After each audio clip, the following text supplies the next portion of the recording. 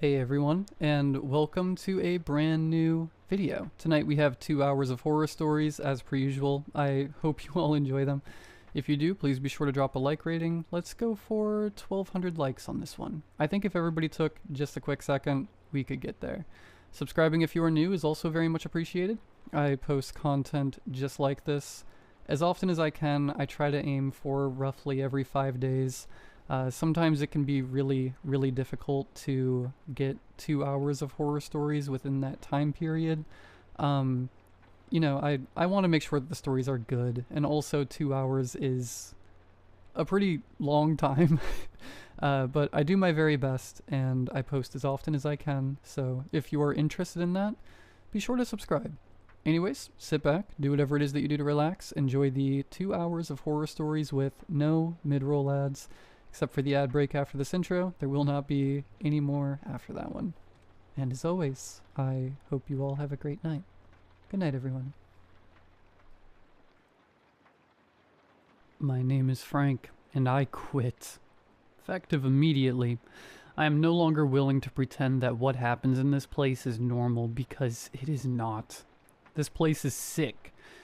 If there is a God, then he turns a blind eye to what happens here.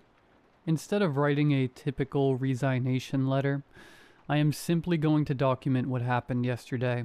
I am certain that anyone who reads this will either understand why I am leaving, or think I am insane.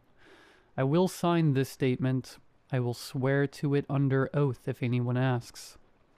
What follows is true, recalled to the best of my ability. For those who do not know me, I am a search and rescue officer with the National Park Service. Up until about a week ago, I loved my job. The wilderness brings with it a lot of strange happenings, and I have heard more than my fair share of strange stories. The people of Glen Haven are deeply superstitious. They always have been, but even with the rumors and campfire legends, I always found the job extremely rewarding. Out here, you learn to ground yourself in reality. People get lost and they panic. The woods are bigger than most people realize, and fear can make the imagination run wild. Sometimes you have to remind yourself that the boogeyman is not real. There are no werewolves roaming the forests. There is no witch trapped in some forgotten well making clothing out of skin. And a random staircase in the woods is just that. A staircase. That's what I used to believe. A few weeks ago, my colleague and friend, Josh, disappeared from the job. Just stopped showing up. Josh had been my partner for years. We worked every kind of call together. Lost hikers, injured climbers, the occasional recovery that none of us like to talk about afterward. He was good at the job, calm under pressure, sharp instincts, the kind of guy who could pick up on small details that others might miss. I knew he had been thinking about leaving. We had sat down together a few times and worked on his resume. He talked about moving somewhere quieter, somewhere without the constant search calls and the long nights. I figured eventually he would put in his notice like anyone else. But that is not what happened. Josh did not resign. He did not transfer. He did not say goodbye. One day he was here, and the next day he was simply gone. The last time I saw him was the morning of his final shift. He looked tired, the kind of tired that sleep does not fix. When I asked him what was wrong, he just said he had not been sleeping well. I left early that day. Now I wish I hadn't. Something about the woods had been bothering him for a while. I assumed he meant the stories the locals like to tell, the usual nonsense. I tried calling him that evening after he failed to show up for a shift. It went straight to voicemail. I sent a message asking if everything was all right. No response. A day passed, then another. Eventually, I stopped calling. Maybe I reminded him too much of the job. Maybe he just wanted to leave this place behind completely. I guess it does not really matter now. Since Josh left, no one has replaced him. It has just been me working the long shifts. Me and Gus. Gus has been here longer than I have. He was already part of the team when I started years ago. He is old now. His muzzle has gone gray and he moves a little slower when he first gets up. But when it comes to finding a scent, there is nothing slow about him. Gus is the best tracker I have ever seen. We have had kids go missing out here before. Sometimes the only thing left behind is a backpack or a jacket. You let Gus smell it, and he will put his nose to the ground like someone flipped a switch. Then he just goes. Straight through brush, across streams, up hills, like he has a map running in his head. More than once it has felt like watching a GPS find its route. Sometimes I know someone's gonna be fine by how quick he moves. Gus has saved a lot of people. More than me. Yesterday evening started like any other. I was sitting in the ranger station going through paperwork when there was a knock at the door. I got up and opened it. A woman came stumbling inside. It was around 6 in the evening. She looked like she had run the whole way there. Her breath came in sharp, uneven bursts, and tears were streaming down her face. She told me her son was missing.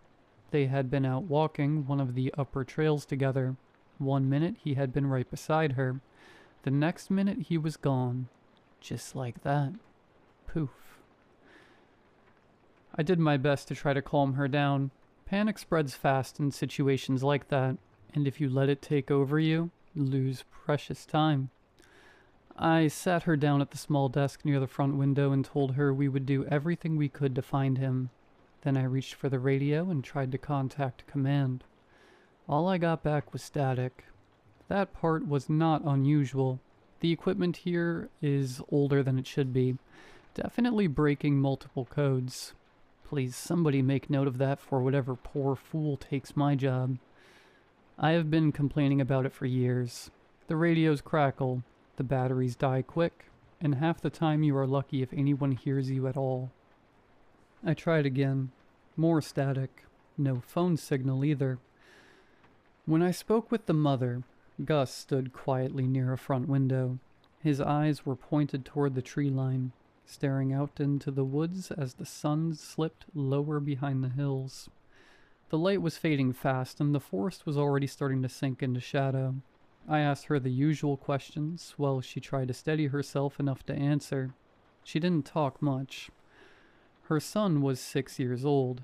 She had last seen him about 2 hours earlier.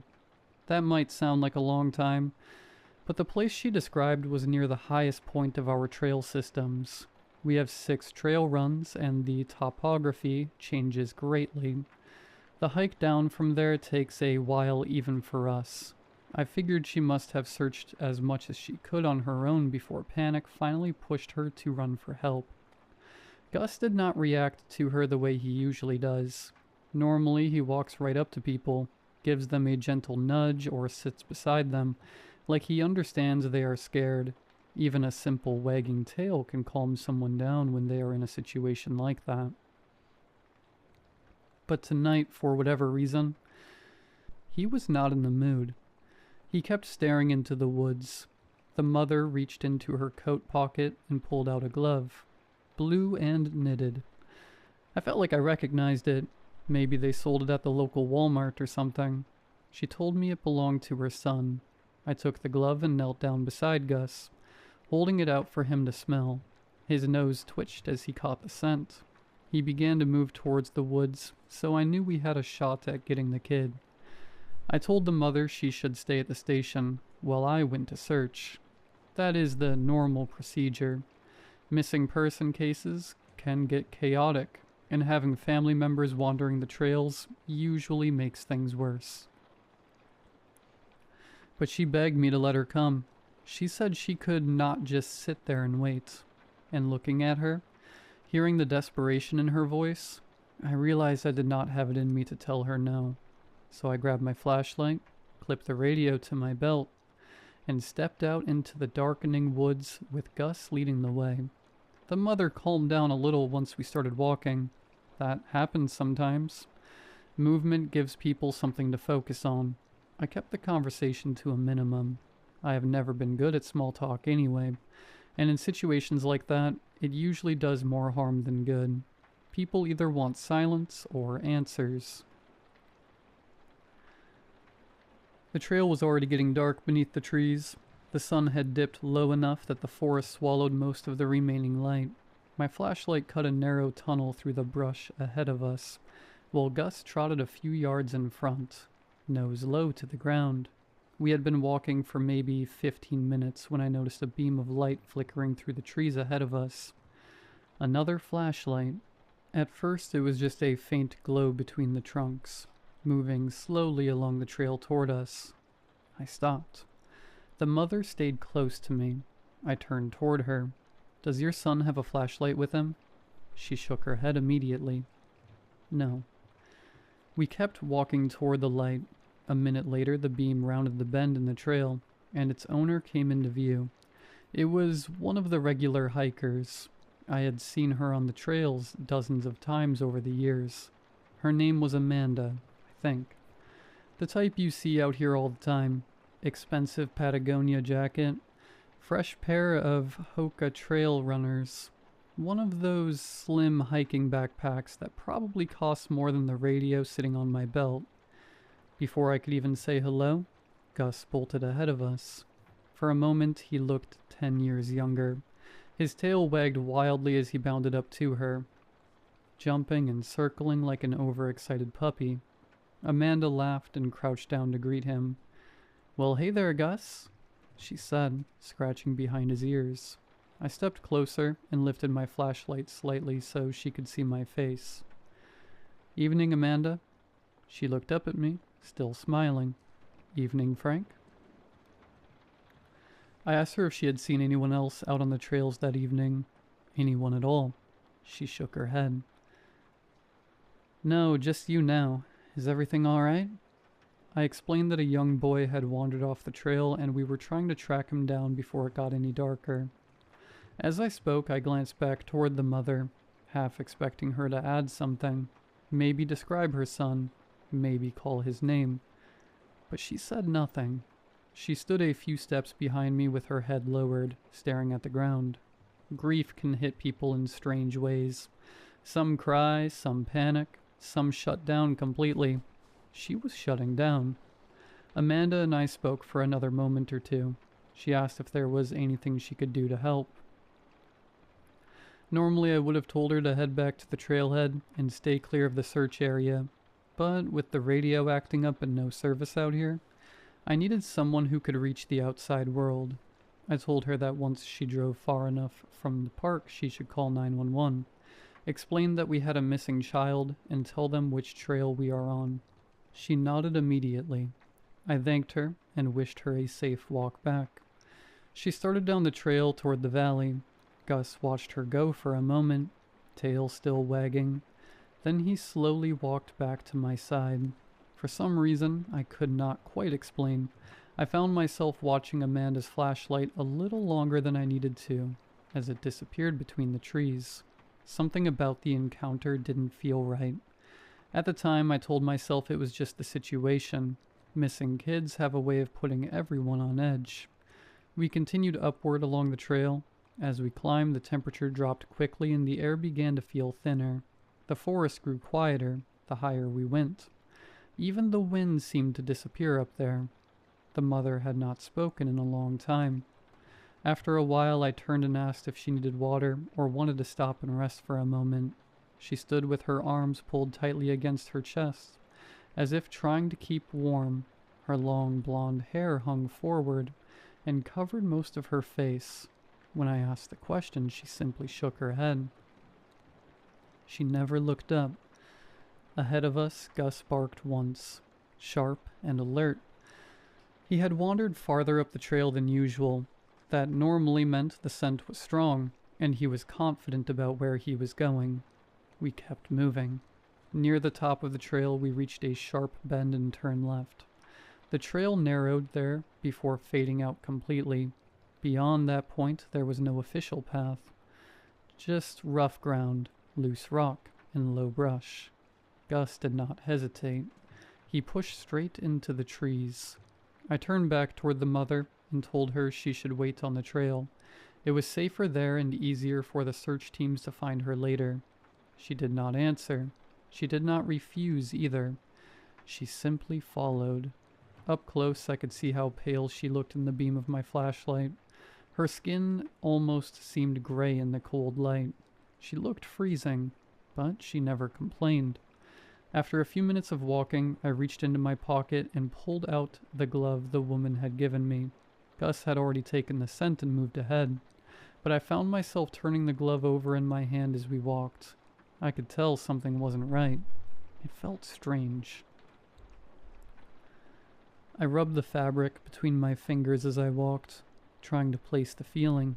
It felt bigger than I expected. I told myself it was nothing at the time, but it's clear now that the glove was adult size. It would have fit me, so it certainly wouldn't work for a 6-year-old. Gus barked from somewhere ahead on the trail, sharp and excited.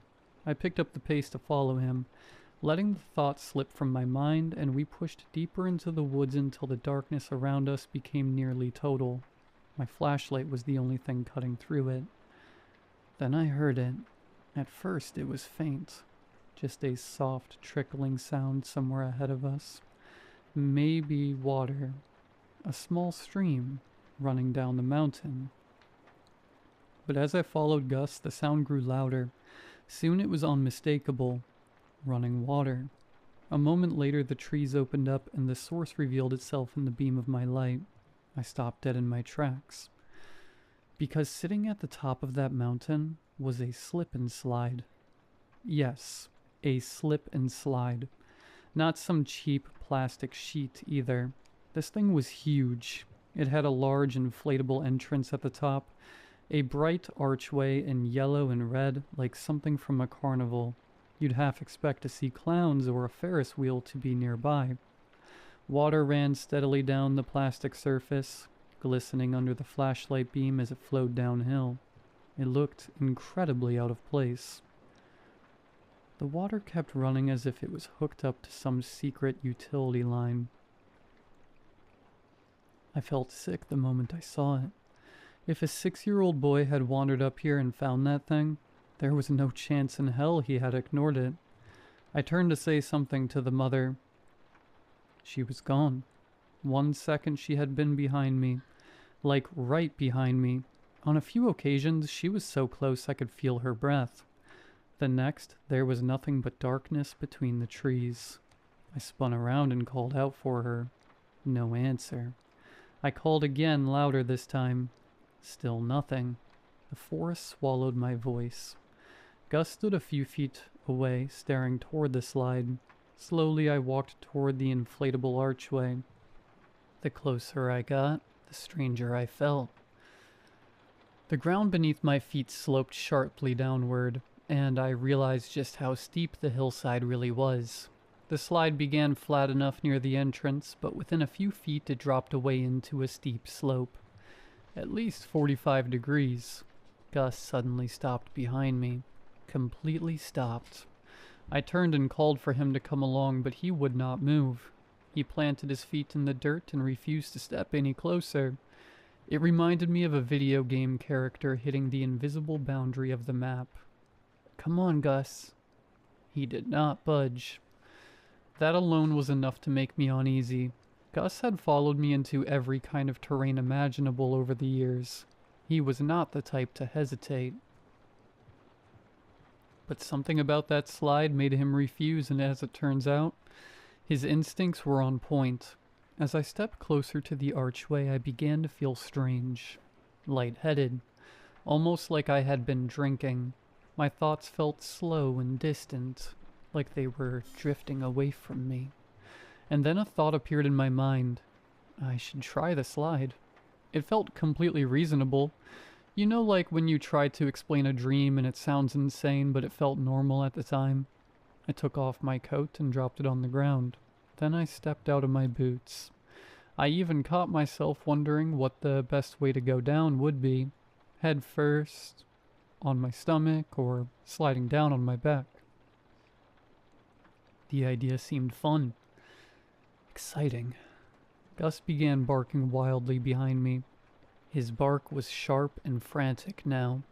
Nothing like the friendly noise he made earlier with Amanda. I stepped forward toward the plastic surface, ready to launch myself down. Then something slammed into my leg. A burst of sharp pain shot through my ankle, and I looked down to see Gus clamped onto it with his teeth. His jaws were locked tight around my leg. I panicked. Without thinking, I swung my arm and hit him across the head. He let go. The force of the movement threw me off balance, and I stumbled sideways. My foot slipped in the wet grass beside the slide. Then suddenly I was falling. I rolled down the hillside beside the plastic surface, picking up speed immediately.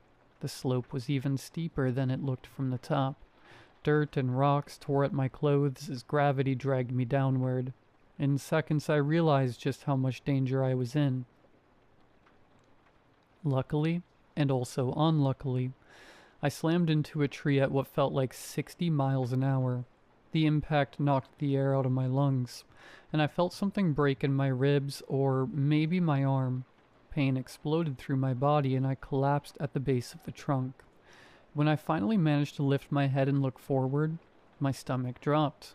About 3 feet past that tree, the ground simply ended. A sheer cliff, at least 100 feet straight down to boulders and rocks. If that tree had not been there, I would not be writing this. I looked down into the darkness below the cliff and saw something among the rocks. At first it was just a shape, something hunched over and curled on itself, between a cluster of boulders. My heart jumped. Hey kid, are you alright? The words felt stupid the moment they left my mouth. A fall like that would have killed almost anyone, let alone a 6-year-old. Still, you say things like that automatically in this job. You say them because sometimes you get lucky, but not this time. No one answered. I forced myself to my feet and looked for a way down. The cliff was steep, but not completely vertical. There was a narrow path of broken stone and dirt that curved along the face of the drop. If I was careful, I might be able to reach the rocks below. Maybe the kid had survived. Maybe he was unconscious. Maybe there was still something I could do. I had to try. So I started down. Every step hurt. My ribs screamed every time I tried to breathe too deeply. I could feel blood running down my side and soaking into my shirt. More than once my vision blurred, and I had to stop and steady myself against the rock. But I kept moving. It took a long time to reach the bottom. By the time I finally stepped onto the loose stones surrounding the cluster of boulders, my legs were shaking and my lungs felt like they were filled with fire. Only then did I realize Gus was gone. I had not seen him since I fell. I told myself he must have stayed at the top of the slope. Dogs are smart about cliffs, smarter than people sometimes. I hoped he was all right. I hoped he forgave me for striking him. The flashlight beam cut through the darkness as I slowly approached the body. Over the years I have seen things that would turn most people's stomachs. Recoveries that lasted days in the heat. Bodies that had been in the wilderness long enough for the forest to start reclaiming them. But nothing prepared me for what I saw lying between those rocks. It wasn't a child. It was Josh. For a moment, my brain refused to accept what my eyes were seeing. The image in front of me just did not make sense. Josh lay twisted against the stones, his body broken and half collapsed in on itself. He looked impossibly thin, gaunt, like the flesh had shrunk tight against his bones. His skin was gray beneath the dried blood. His jaw hung wide open at an unnatural angle, clearly shattered in the fall. The smell hit me a second later. Rot and old blood and the sour stink of something that had been lying out in the wild for too long. It was clear that animals had been feeding on him.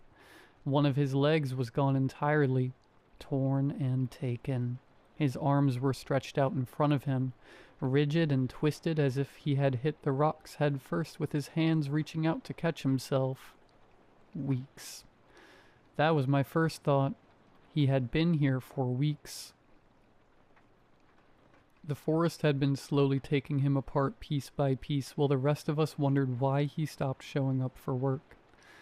I sank to my knees beside him, and that was when I saw it. One glove, still clinging to his hand. One. My stomach turned cold. Slowly I reached into my pocket and pulled out the glove the woman had given me earlier. For a moment I just stared at the two of them. Then I held mine beside the one on Josh's hand.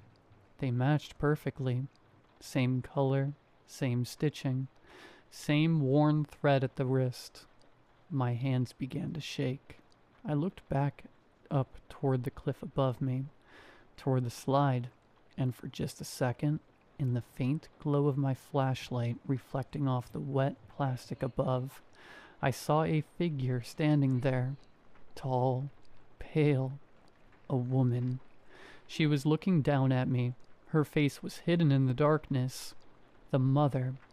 The moment my light shifted toward her, she stepped backward and disappeared into the night. I shouted after her. Words I won't write down. The forest swallowed my voice, then I looked back down at Josh, and the reality of what had happened finally hit me. Josh had not quit. He had been taken out here, tricked the same way I had been, led to the slide. I had never been more grateful for Gus. I sat there beside what was left of my friend and started to cry. Josh did not deserve to die like that. Over the next few agonizing hours, I managed to drag myself back down the mountain and make it to the ranger station. Every step felt like I was being stabbed in the ribs. By the time I reached the door, I was barely conscious. There were police waiting for me. Amanda had done exactly what I asked. She must have found a signal and called it in, because the lot was full of patrol cars when I stumbled out of the woods. They sat me down and started first aid right here on the floor of the station. Someone wrapped my side. Someone else shined a light in my eyes. All the while they kept asking questions. What happened? Where the body was? What I had seen? I told them everything. I told them about the boy. I told them about the trail. I told them about the slip and slide sitting at the top of the mountain like some kind of BS from a cartoon. Some of them glanced at each other. I know they think I'm mad, but they won't when they go out there. I told them about the woman who led me out there, the one who gave me the glove, the one who stood at the top of that slide and watched me fall. They had me repeat the story again and again that night, every detail, every step. Some of the officers knew Josh personally, so when I told them what I had found at the bottom of the cliff, the room went quiet. While relaying the story, a thought came to my mind. We have cameras. The ranger station has security cameras covering every entrance and the parking lot. We could review them to get an image of the woman. I remember feeling angry while we waited for the footage to load. Angry and hopeful at the same time. I wanted to see her face. I wanted her punished. The officer running the computer rewound the footage to earlier that evening. Then we watched. I walked up to the front door and opened it. I held my hand out to beckon someone inside, but no one came inside. My neck rotated like I was watching someone walk through the door, but no one did. I was alone. I stopped in the middle of the room and began speaking. The camera showed me holding the door open for empty air, gesturing toward the chair for someone to sit down, nodding as if someone was answering my questions. At one point I even reached out my hand for a handshake, waiting for someone who was never there to take it. The officers in the room didn't say anything for a long time. They just kept watching the footage as I spoke to a person that did not exist. Gus stood by the window looking out into the night. Then me and Gus opened the door and left the room. We rewound the tape and watched multiple times. Nobody spoke. The silence was deafening. My name is Frank, and I quit. Effective immediately.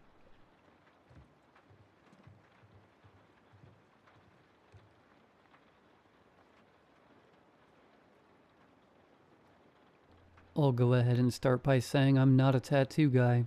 I'm honestly not. I hate needles, and I'm constantly paranoid of accidentally getting stuck by a dirty one. But that doesn't matter now because I have one. I don't want to, but I made a drunken mistake, and I'm paying for it.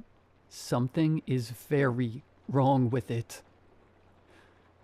This started when my friend AJ met me at the bar last week.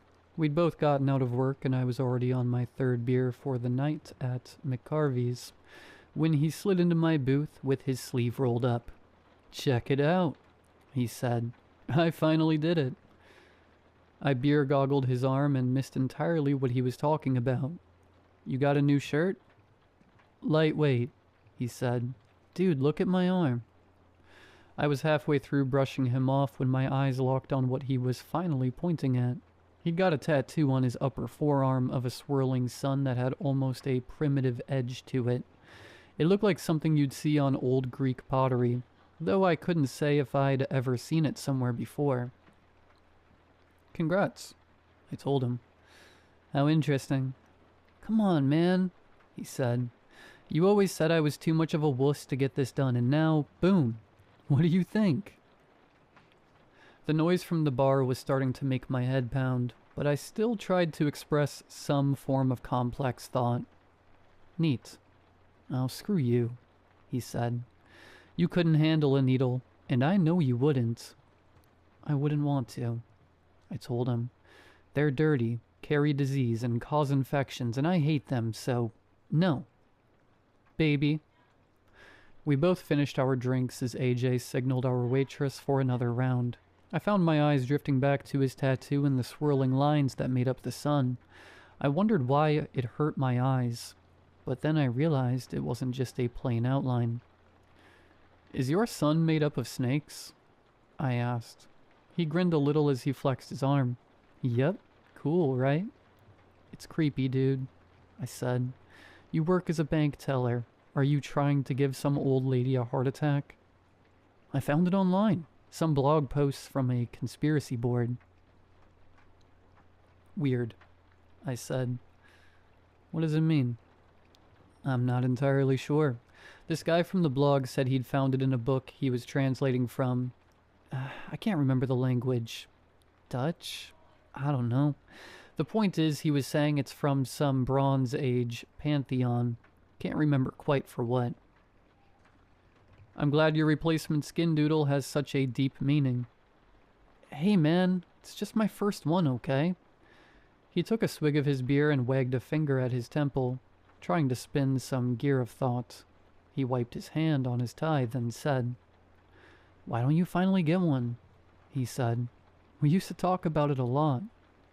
"Yeah, when we were in college." "Get one then, man." "No." "Baby." We quietly sat there for a while, nursing our midlife crisis with lager, when one sip finally imparted a thought to my friend's head that I didn't consider the mischievousness of until later. "Shots?" I would like to clarify that I was 5 beers deep on a Friday night with no work the next day. I was not a paradigm of virtue, and I did not pretend to be. I remember taking 5 shots of rum before opening my bloodshot eyes to the light of my apartment window the following morning. Everything hurts. My head, my eyes, my back. AJ had apparently been sober enough to call me a cab and get me home, but not decent enough to get me into my bed. I was on the floor of my dining/living room, head on the carpet, and the rest of me on tile. My temples throbbed, and all I could really remember from the night before were images of the neon lights of the bar. Some girls who'd given me a more than disgusted look, and a big, burly man with a beard hunched over me like some kind of goblin. What made even less sense was that my shirt was on backwards. I pulled myself off the floor, made my way into my bathroom, and praise God I had the day off. I was getting ready to take a shower, and steam was starting to cake the mirror, when I felt the ache in my back morph into something sharper. I was acutely aware of a stinging feeling on my top right shoulder blade, but couldn't twist enough to see what exactly it was. However, as anyone reading this had probably figured out, my answer became obvious. Using my shaving mirror to get the angle, my eyes locked on a swirling symbol of a sun, outlined with the thin forms of several writhing serpents. The center of the sun was pitch black, and the points of each sun flare were the end of a snake's tail. As you can imagine, I freaked the hell out. Forgot about my shower and was on the phone with AJ a minute later, cussing up a storm. AJ couldn't stop laughing and eventually fessed up. Apparently, after our little competition, we started arguing over who was the bigger wuss in our friendship, and that led to an argument about needles. Naturally, tattoos were brought up, and I fell for the whole "you're a loser if you don't" argument. I succumbed to peer pressure, failing every school counselor I'd ever had, and betraying the one solid principle I had outside of not missing Mass on Easter. I was mad at AJ for letting me go through with it, but even more upset with myself for being so willing after one drunken episode. I stared longer at the symbol on my shoulder, and freaked out some more at what my parents would say when they found out. "Relax, dude," AJ told me. "It's not like it's somewhere anyone can see it. Just don't go to the beach, and no one will ever know." I heard his point and even agreed with it, but couldn't stop staring at the symbol. The skin around the ink was puffy and pink, burning in the stale air of my bathroom. At a loss for anything else to say, I asked again what exactly it meant, and why he told the tattoo artist to draw this on me. He laughed again before giddily replying, "You know how we used to research conspiracies together in school?" I did, but I never called it research. We'd get wasted, watch scary videos on YouTube with our business major buddies, then piss ourselves making fun of how ridiculous they were. AJ, on the other hand, was way more into it than any of us, and now that obsession I had learned to accept as a quirky aspect of my best friend had resulted in something I could never erase. I was researching ancient languages one night and found an old blog from like 2011. This guy claimed he'd found a rare book he was translating from German, something to do with an archaeologist's dig in Greece back in 1830. I saw that symbol in it and thought it was cool. "You don't even know what it means? Are you serious?" "Lay off, Tyler," he said. "The point is, I told him to give you the same one I had, so congrats. You're officially inked up." He asked me if I wanted to meet up later for a bit after work, but I told him I was probably just going to catch up on sleep. I hung up, showered, and poked at my ink-stained skin. I had a tattoo and I couldn't even remember it. In some ways I felt robbed of an experience I was entitled to. It's true I never planned on getting a tattoo. I come from a traditional family that looks down on that kind of stuff, so I've never really had the urge to get one. But I also figured that if I ever went through with it, I'd have some kind of say in what it'd be. Instead, I made a drunk decision and ended up with some potentially satanic crap. Not that it'd matter to my mom if she found out. Around lunchtime, I started feeling the sting. It had hurt before, but now it was almost burning, especially in the sunlight. It wasn't just the sting of a needle, but an actual burning sensation. It was like I had sunburn. Every drag my t-shirt made against my skin hurt, and it wasn't going away with time. I put some aloe on it to cool it off, but it didn't do much. I decided to continue with my day and ignore it, but the burn got worse. I got some intense burn cream from the drugstore near my place and decided that if it didn't work, I'd go to the doctor. It'd be just my luck if my drunk tattoo had some infection, but thankfully, the cream worked pretty well. My whole shoulder went numb, but hey, can't feel pain if you barely feel anything. I texted AJ that night and asked him if his tattoo still hurt. "A bit, LOL," he said. "Does it burn?" He left me to read after that. I sent him another text, but he never responded. The next day I tried calling him, but couldn't reach him. I had work on Monday and decided it would be easiest to put him out of my mind and check in with him later. The bank where he worked often had his lunch lined up with mine, so we'd see each other in the food court on the 8th regularly. So I went about my Sunday, long and depressing as it was, and regularly soothed my new tattoo with burn cream. It was still puffy, but the cream was really helping, so I figured it would improve with time. However, that evening when I went to bed, something strange happened. I want to preface this part by saying I'm prone to sleep paralysis, and as anyone who's dealt with that before can tell you, you can see some weird stuff while you're lying there. When I was 15, I swear I saw some huge thin dog at the corner of my room that stared at me for the entire time I was under. Another time, when I was even younger, I saw a man with pale eyes leaning over my body, taking measurements for some unknown reason. I still see that guy sometimes when I have my episodes, but I say all of that to say this. I've seen horrific stuff before, and woke up from it hundreds of times. That time, though, was different. I was in bed for a while when the paralysis finally kicked in. My room was dark save for the faint glow of the city lights leaking from the window like ghostly fingers. I was sure I had fallen asleep at one point, but couldn't tell when. I was in some fugue state. My thoughts hardly made sense. My sight was fuzzy. My eyes darted around in the room in that same familiar panic I knew and hated, then settled on a figure in the corner of the room. Near the window, standing on a small end table, was the hunched form of an old woman. She was completely nude, save for a dirty gray cloth around her waist and a black gauzy shawl that draped down her threadbare scalp. The shawl wrapped around her neck and almost glittered in the window's glow. My heart raced as she reached a long, gnarled finger out at me and said something in a language I didn't understand, but that buzzed in my head like a drone of a blown-out speaker. Apollos, I made out. Ophis. When she said that, I swear to God I felt something move in my back. I started to convulse wildly as the crone started creeping toward me.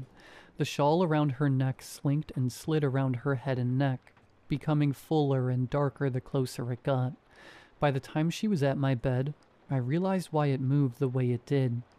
It was not a shawl, but a snake as thick as a man's leg. A dark, angled head appeared before me and opened wide to flash a set of needle-like white teeth. It recoiled to strike, then closed in on me.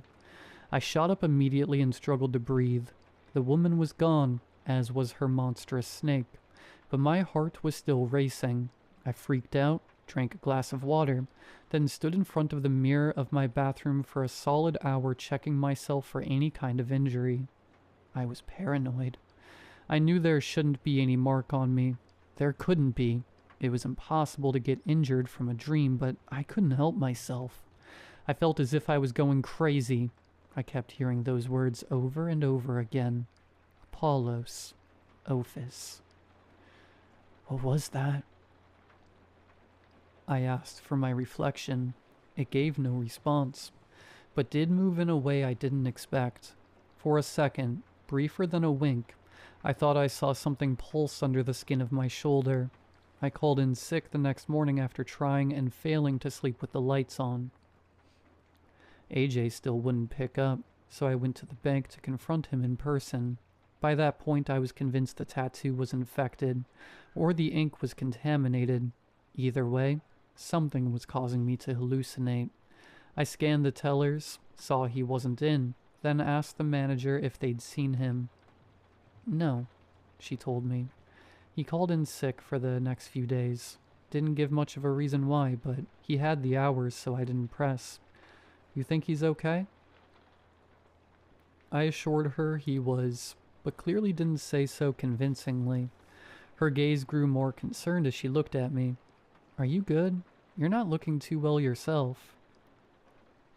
I peeled off to the bathroom without saying another word. My back was on fire.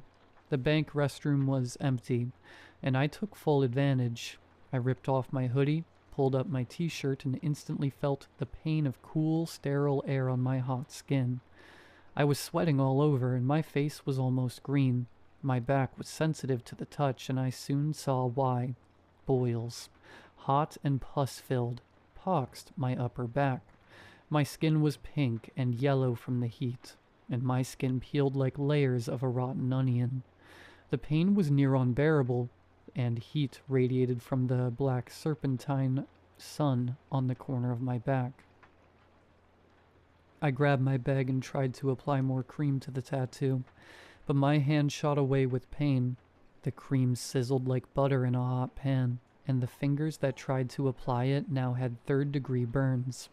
It was like my back was the top of an oven. Confused and panicked, I went to throw my shirt and hoodie back on, but my hand went through a set of holes that didn't exist before. Both of the back right shoulders had singed holes the size of hockey pucks. I threw them on anyway, and made my way out of the bank. I decided I needed to find AJ. We needed to figure out what the hell this was, and fast. I took the bus to his apartment, attracting stares. The rest of my skin was turning gray and greenish. I started coughing uncontrollably, creating a bubble around myself as fellow commuters gave me space. It was like having a fever and being stuck in a desert. I was delirious. As I left the bus, I could have sworn I saw that old woman again, sitting and stroking the snake that choked her. When I made it to AJ's apartment, I already knew something bad had happened. The door was unlocked, and there was a foul, sweet smell in the air. AJ? I called out to him as I burst into his living room. AJ, we need to... I was left speechless by the sight before me, hunched in a dining room chair, shirtless, soaking wet, and steam rising from a plastic tub of water. AJ sat trembling with his arms submerged in the water and looked up at me with fear. Ice. Please, for the love of God, give me ice. I rushed in and went to pull his arm out, but he screamed, Tyler, for the love of God, ice, please. I started toward the fridge, but he redirected me. The bathroom. I did as he asked and ran into the other room. Everything was a mess. There were papers everywhere, along with food wrappers, soda cans, and towels that led in a path toward the bathtub. Piles of plastic ice bags were littered around the toilet, and his tub was full of ice. Atop the cubes was an empty plastic trash bin. I used it to quickly scoop up ice and ran back to my friend. The water around his arm was boiling out of the sides of the bin, but still he kept it submerged. I poured in the ice as he screamed and yelled at him. What the hell is this thing doing to us? Through gritted teeth and hissing breath, he relented. I don't know. It was just something off a website. It wasn't supposed to. This wasn't... It was then that I realized he had no skin up to his shoulder. I could see tendons and bone through the bubbling flesh of his elbow. Have you seen her too? My blood ran cold as I stared into his graying eyes. What? She tells me things in my sleep, things I don't understand. Apollos, he muttered. A yellow glow steamed under the ice water and AJ wailed. He pulled out his arm and started crying. His hand was crusted black like burnt toast, and flame rose from the serpent sun on his wrist. Its black center seemed almost hollow. As AJ's voice faded and he fell to the floor wrist up, the flames rose softly around his seared wrist, rising like tinder as smoke filled the room. She told me this would happen, he said with a croak. She'll tell you too.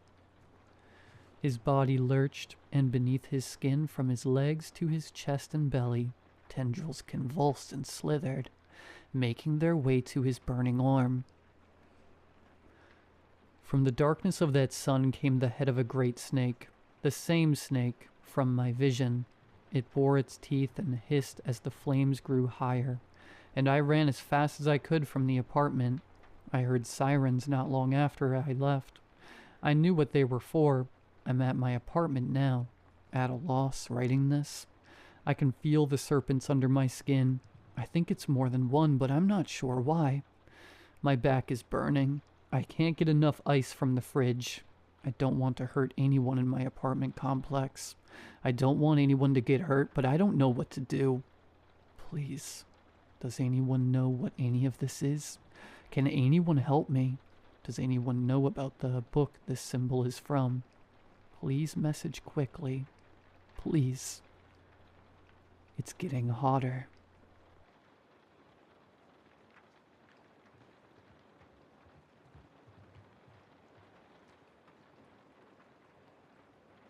I wanted to share a story about when I was a kid that still disturbs me to this day. We had a room in our house unlike any other. It wasn't different aesthetically, only in what it was used for. It had only one purpose, to punish us when we misbehaved. My brother and I hated that room, but not for the reason you might be thinking. To us, it was just the annoying, boring place we had to stand in when our parents were upset with us. And yeah, we usually deserved it. We hated it, but as we grew up, we knew it was justified. However, it was too dark. Not kid afraid of the dark, dark. Not the hallway light is off dark. This was the kind of dark that felt unnatural, the kind most people never experienced. In our house, it was just called the timeout room. It sat at the end of the hall tucked between the linen closet and the spare bedroom. A plain door with a plain knob and nothing special about it. No warning sign, no lock. If you didn't know what it was for, you'd assume it was storage or a guest bedroom. But my brother and I knew. If we misbehaved, talked back, snuck cookies, fought too loud, or slammed a door, we were sent there. Timeout room, Mom used to say. Lights off, door closed. That was the punishment. And when you're little, it makes sense. Darkness is uncomfortable. It makes you behave. It makes you feel small. My mom never raised her voice. My dad never counted to 3. They never lectured. They never dragged us by the arm. They just pointed, and we went. For a long time, it really did feel normal, like a strict but fair rule in a strict but fair house. If my brother went in first, I'd press my ear against the door and whisper, "How long you got?" Sometimes he whispered back. Sometimes he didn't. Sometimes I'd hear him sniffling, and sometimes I'd hear nothing at all. Then my turn would come. Mom or Dad would point, and I'd walk to the timeout room. I'd open the door and peer inside first every time, giving my parents a chance to change their minds, but of course they never did. Peering into the room from the outside always felt weird. The only areas visible were where the light from the hall spilled in. There were no windows, no furniture. There was nothing inside except a tall standing lamp. It stood in the corner of the room, its rough yellow lampshade dark. It was always just barely visible in the dim light. I'd walk in and close the door, letting the darkness claim me. Then I'd stand there with my arms at my sides, staring into nothing, counting in my head the way kids do when they're trying to make time move faster. 10 Mississippi, 20 Mississippi, 30 Mississippi. I never thought to question why the room was always so much darker than the rest of the house, why no light ever seeped in from the cracks of the door. I never wondered why the door shut with a soft but distinct click, even though it had no lock. I never asked why the lamp in the corner was the only thing in the room, and I never asked why I wasn't allowed to turn it on. Because the rules were simple. Darkness was the punishment. You don't turn on the light. And when you're a little kid, rules feel like physics, like gravity, like something the world is built out of. They are immovable, but then you get older, and rules start to look less substantial, less like fate and more like choices. I was maybe 10 or 11 the first time I decided I was done playing along. It was something petty that got me sent there. Talking back, I think. I remember the heat in my face, the sharp satisfaction of having said what I said, and then the immediate punishment. Timeout room. I stomped down the hallway like it was my own house and my own rules, threw the door open and stepped inside with my chin up. The door closed behind me, the darkness swallowed me, and I waited for my eyes to adjust. But they didn't. They never did. There wasn't even the tiniest bit of light coming from underneath the door like there should have been. This wasn't something I had considered before, but now it seemed odd. That should have been the first red flag. Darkness always softens after a few seconds. Even at night you can usually make out shapes. A window, a doorway, or even your own hands. But in that room you couldn't. It wasn't just darkness. It was blank. Like my eyes were open, but the sun itself had been turned off. I stood there, irritated, defiant. Then, slowly, curiosity started crawling up the back of my neck. There was a lamp in there. I knew there was. I'd always seen it when the door was open, so why couldn't I see even the faintest outline of it then? This was the first time I ever allowed my mind to really wander in that room. I reached my hands out and started feeling the air in front of me, stepping carefully. Soon my fingers brushed a wall. I slid them along it, moving sideways until I found the lamp's shade. Rough fabric and dusty at the top.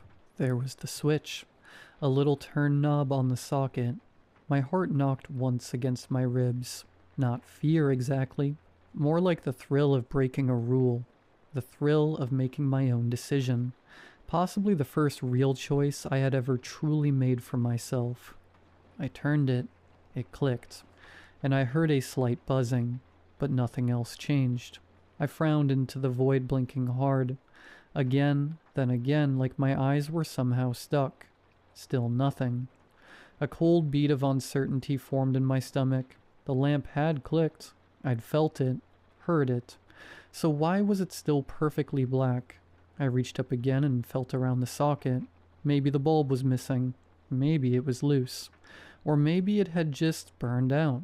My fingers found the bulb and I pressed my fingertips gently against the glass, holding them there. 1 second, 2, and then I yanked my hand back so fast I almost stumbled. The bulb was hot. The lamp was on and I still couldn't see a thing. My mouth went dry. Confusion overtook me. My first thought was something childish and yet terrifying in a real-world way. What if I couldn't see anymore at all? What if I'd gone blind? I swallowed and lifted my hands in front of my face. Nothing. I waved my fingers. Still nothing. I squeezed my eyes shut and opened them again wide, like I could force light back into them. But still the darkness remained. My breathing got louder in the silence, faster as confusion turned to panic, but I frowned again as I noticed something. The rhythm of my breathing didn't quite line up anymore. It sounded wrong. I held my breath, but the other one didn't. A second breath, a faint, wet inhale. Behind me. I turned, but the sound still came from behind. My skin prickled. I turned again faster, still behind me. It wasn't moving around the room. It wasn't echoing. It was just there, right behind me, breathing. My breath stopped and I could hear it clearly. At first it was slow, like someone trying to stay quiet. Then it sped up. Inhale, exhale, inhale, exhale. Closer than close. The kind of close you feel in your bones. I wanted to call out. I wanted to yell, Mom? Or Dad? Or even my brother's name. But something in me knew it wasn't them. Then I felt a pressure touching my face. Soft at first, like a blanket being ruffled. Not like it had just been placed there, but like it had always been there, and only just moved a little. Then I could feel it. Firmer, specific. 2 shapes pressed over my eyes. Not a cloth, not a hood. Hands. 2 hands, one covering each eye. Palms sealed against me. My whole body locked up. The breathing was right at my ear now. Rapid and eager, like whatever was behind me was excited that I'd finally noticed. Excited or angry. I lifted my own hands and grabbed at the ones covering my eyes. They felt wrong. Too cold. Too smooth. Not skin, not quite. More like rubber that had been sitting in ice water. I yanked and twisted, panic rising like a scream up my throat, but the hands didn't budge. They clung to me with a strength that didn't make sense for something with fingers that thin. I started flailing, swinging my elbows back over my shoulders, trying to hit whatever was attached to me. The moment my elbow connected with something solid behind my head, it screeched.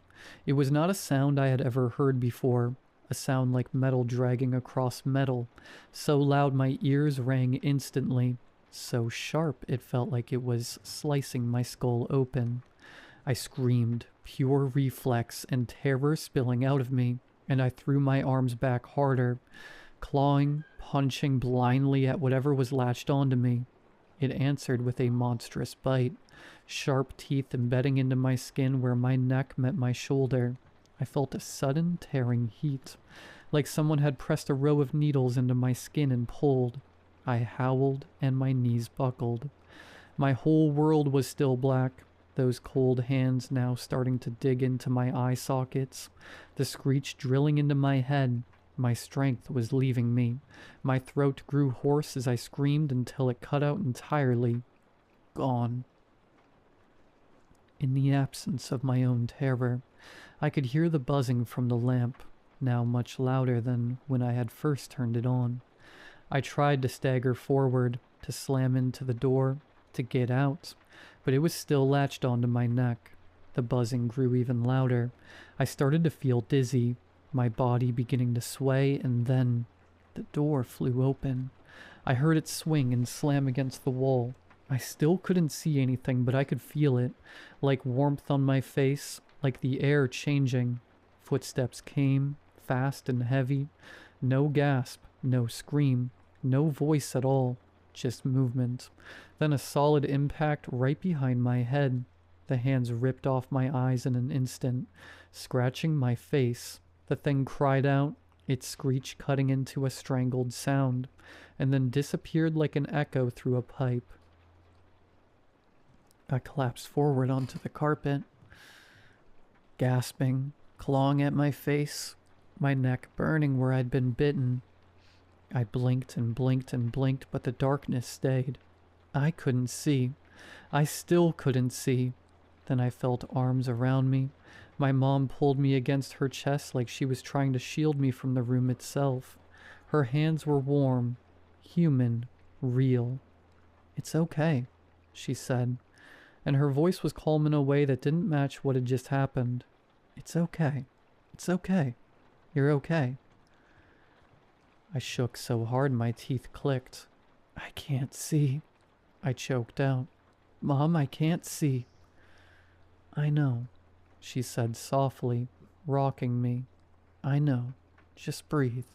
Just breathe." The hallway smelled like laundry detergent and dinner. Normal smells. Safe smells. My mom's shirt pressed against my face. Her heartbeat was steady. Like this wasn't a surprise. Like she'd been waiting by the door. I squeezed my eyes shut again and forced them open, and suddenly, light. The hallway snapped into place. The carpet, the walls, the open door. My mom's face above me, pale but composed. Her eyes focused on me and not on the room. I sobbed and clung to her like a drowning person. Behind her, past her shoulder, I could see into the timeout room now. She had pulled me out without me realizing it. I could see inside clearly now. The lamp was on. The shade glowed, but the inside of the room still looked wrong. Not dark anymore, just deeper than it should have been. Like the corners didn't end where the walls were supposed to. Like the room had more room inside it than the house had space for. But as I blinked, my vision blurring and unblurring, the room seemed to fade back into reason. It was normal once again. My mom shifted, blocking my view. Her hand pressed gently at the back of my neck, and I flinched from the pain. She didn't ask what happened. She didn't check the lamp. She didn't look for what bit me.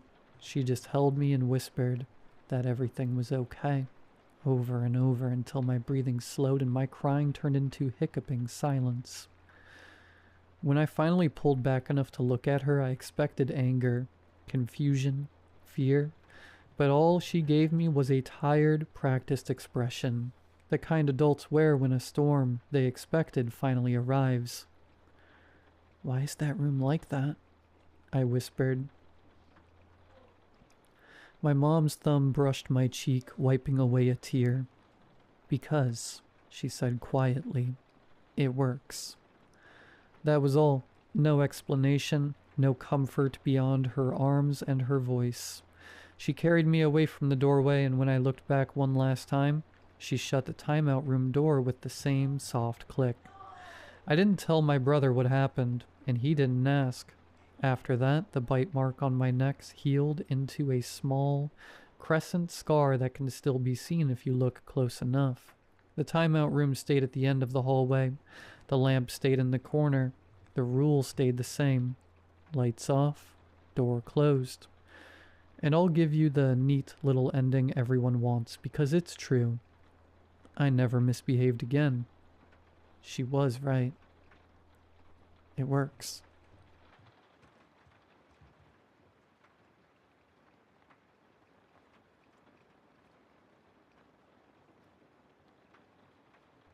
A few years ago, I lived in a quiet town where nothing much really ever happened. I worked at a local retail store, went out to a nearby bar to see my friends most evenings, and walked home the same way every night. Then one night I spotted a poster taped to a lamp post at the end of the road. The photo of a small, fluffy white dog on it caught my attention, and I stopped to take a closer look. It looked like a Bichon or something similar, with big dark eyes and clean fur. One of its ears didn't sit quite right, slightly folded, like it had healed that way, and its lower teeth poked out just slightly. Lost dog. Biscuit. Microchipped, no collar. Friendly, but please approach cautiously. He is afraid of men and loud sounds. If found, please call. A number at the bottom. By the end of the week, I saw many more of the same posters on lampposts down my street and the ones next to it. Whoever owned Biscuit clearly cared a lot. Having lost our family's golden retriever a few years ago, I couldn't help but feel for them. I was walking home from the bar and had just passed the local corner shop when I spotted her. A middle-aged woman, walking slowly down the opposite side of the street. She wore a long, dark navy trench coat. Her hair was tucked in her collar, and she wore sunglasses.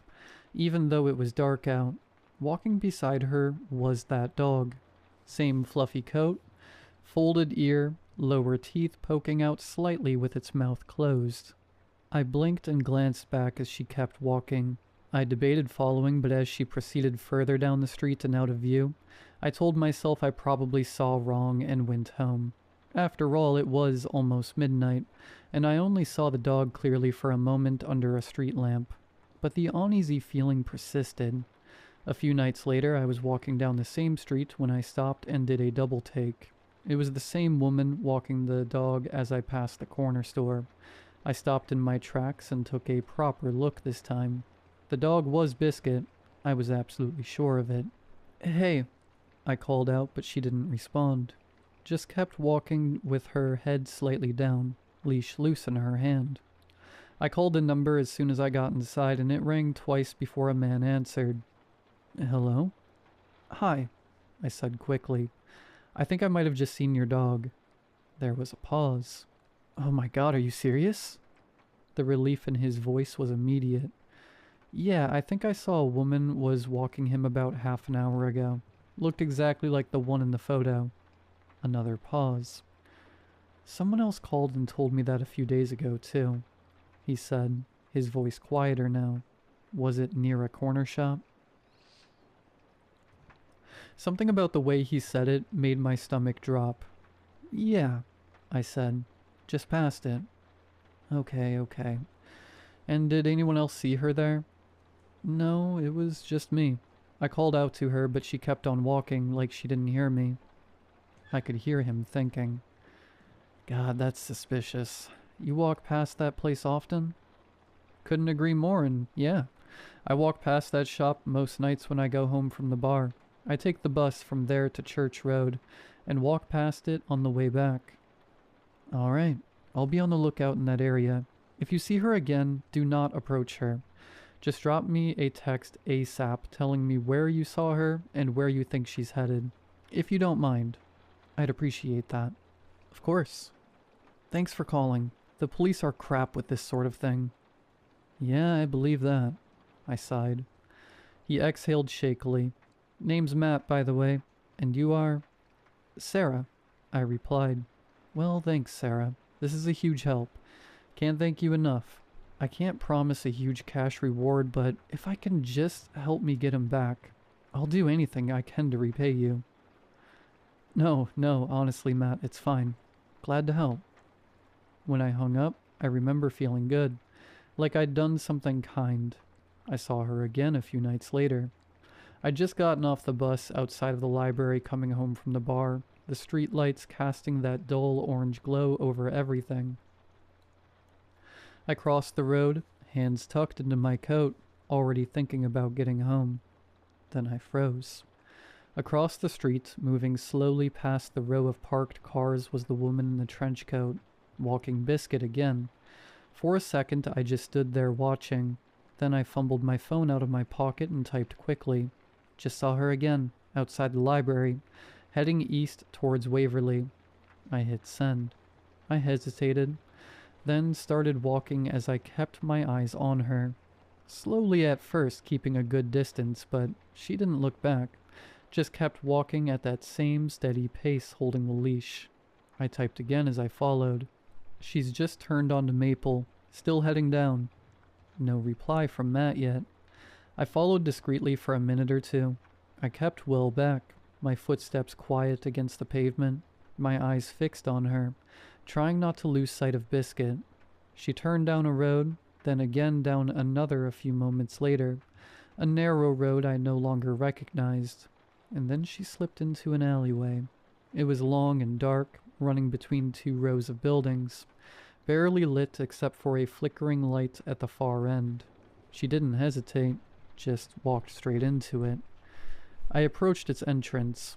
She's gone into an alley off Maple. I'm right behind her. I pressed send and stepped in cautiously. My footsteps echoed faintly as I moved forward, and my eyes adjusted to the dim light. I could still see her, further ahead now. Her silhouette stretched long against the wall. She kept walking, but she was speeding up now. I took a few quicker steps, my heart starting to pound, but it wasn't long before she disappeared into the darkness. Dang it, I muttered to myself. I stood there for a few seconds, breathing unevenly, listening, then looked down at my phone. Still no reply from Matt. I swallowed, suddenly very aware of how alone I was, deep in the alleyway, hoping Matt would see the text in time to do something about it. I put the phone back in my pocket and turned to leave. That's when something grabbed me from behind. An arm wrapped around my upper body, yanking me backwards before I could even react. Another hand clamped over my mouth, cutting off the scream that tore out of me. Panic exploded through me as I thrashed, kicking, trying to wrench free, but the grip tightened instantly, strong and controlled around me. I tried to scream again, but it came out muffled against the hand as I was dragged towards a van parked further down the alley. My phone slipped in my grip slightly, then suddenly, light. The torch had switched on, bright and blinding. I didn't think, just twisted my wrist and shoved it back toward the attacker's face. The beam hit him directly. He flinched just enough for his grip to loosen.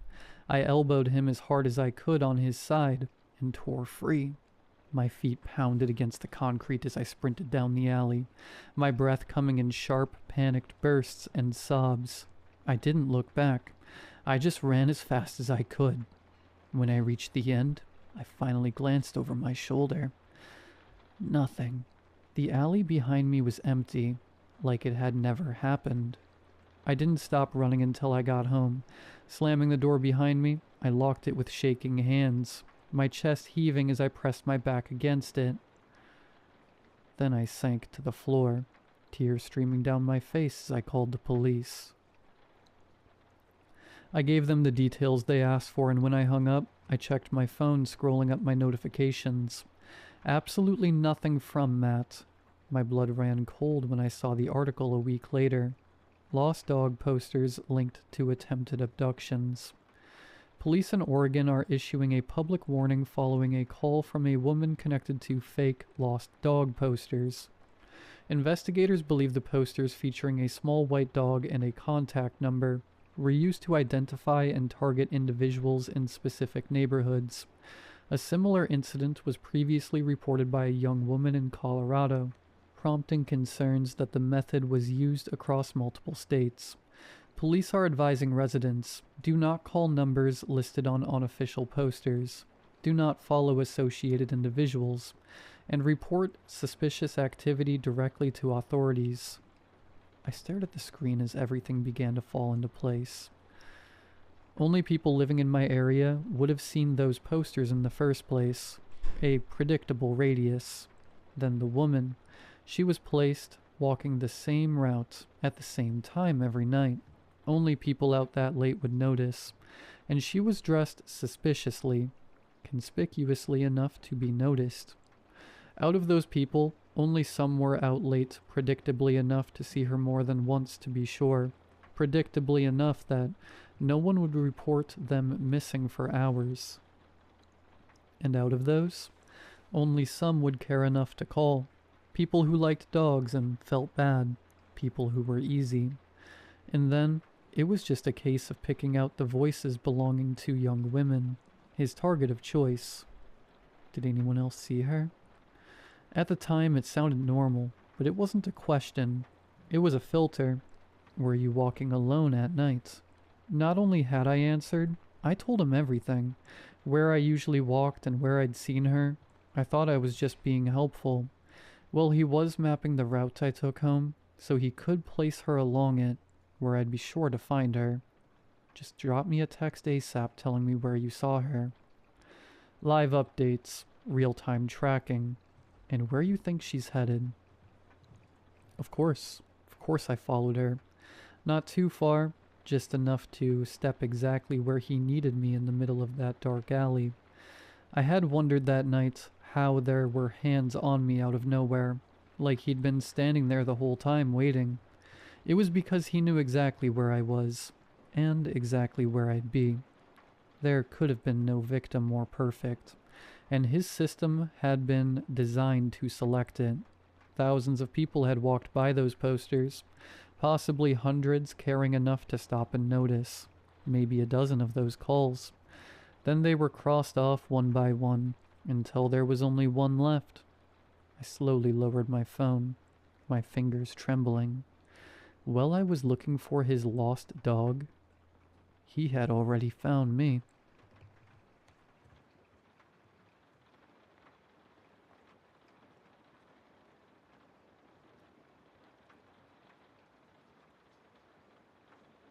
It was getting to the point where it's affecting my quality of life. I wasn't sure exactly where the source was, but I suddenly felt it deep inside of my torso. I remember I was clocking off of work when it started. A slight discomfort back then, a relief compared to what was awaiting. While keeping my eyes on the road, I moved my torso side to side to try to relieve myself, which fortunately worked. When I arrived home, I felt more exhausted than usual and went to bed early. The next day the itch came again, stronger but bearable. The lingering feeling was on the back of my mind, and in between busy moments of work I would twist and turn trying to get rid of that itch. Despite my efforts, it stayed persistent. When I got home that night, I had trouble sleeping. Closing my eyes seemed to amplify the feeling. I don't remember when I drifted off. On the third day, it became so bad I felt chills running down my legs. The moment I woke up, I found myself twitching erratically into strange positions to try and get rid of the itch. I even tried pinching, grabbing my skin in handfuls and stretching it around, and punching and slapping myself. Weirdly, I swore I felt something move, but no matter what I did, it just wouldn't go away. I decided I needed to go to the doctor to check this out.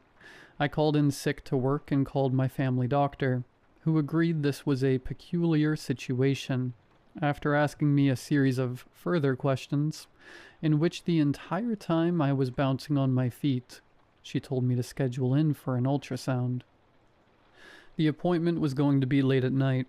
I wanted to schedule the appointment as soon as possible, and it was the earliest time. I'll take what I can get. Trying my best to ignore it and moving on with my day, I made myself some breakfast. My brain protested, screaming for itch relief. But there was nothing I could do. It's not like I could grab a knife to cut myself open and scratch my insides or something. Along with that thought, I eyed the drawer the knives were in. I shook my head at myself. I wasn't that crazy. I just needed to endure a few more hours. After waiting through an excruciating afternoon, it was finally time to leave. I grabbed the keys and bolted out the door, no longer able to sit still. When I arrived at the hospital, I was greeted by a doctor who led me to a room where I was to be changed into a gown, and then into the ultrasound room. The doctor rolled up my gown, using a towel to cover my groin, and put the cool device down onto my body. I could feel the gel spreading as she pressed towards the area of interest, which I informed her of moments before. She moved the device back and forth around the area, and then suddenly went still. "What's wrong?" I asked. I lifted my head to look at her. Her eyes were wide, eyebrows knitted together. Her expression was a mix of fear and confusion, probably the last thing I wanted to see in this situation.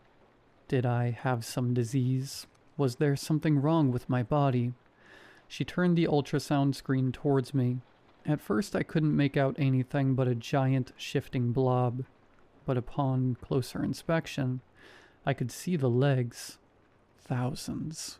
No, millions of them. Spiders. Tiny baby spiders overran my liver, crawling fast on top of each other, entirely covering my liver in a dark mass. To top it all, in the center was the biggest spider of all, splayed on top of the baby spiders with a size comparable to a large tarantula. I could no longer pull myself together. I was so itchy. I started thrashing and writhing on my bed. My doctor yelled something, and other doctors came rushing in. I begged them to do something. Anything. After they assessed me and the ultrasound, they put me to sleep. I woke up in a hospital bed, still groggy from the anesthesia. I looked around for a doctor while I tried to recall my memories. That's right. They had operated on me while I was asleep. I no longer felt the itch. I've never been so grateful to be itch-free in my life, thinking I've been taking everyday life for granted. A doctor came in and checked on my condition before informing me about what happened. He said he had never seen an anomaly like this in his life. I would be surprised if he had.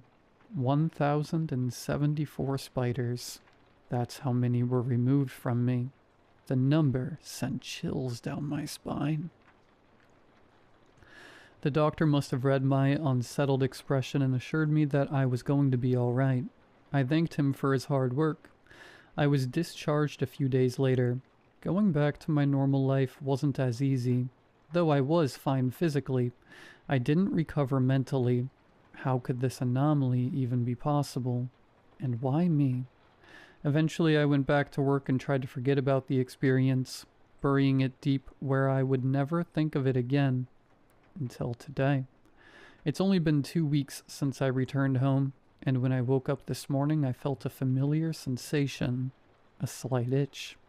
I think the fear I tried so hard to push away is coming true. A fear that, maybe during the operation, there was a slight possibility, that they missed one.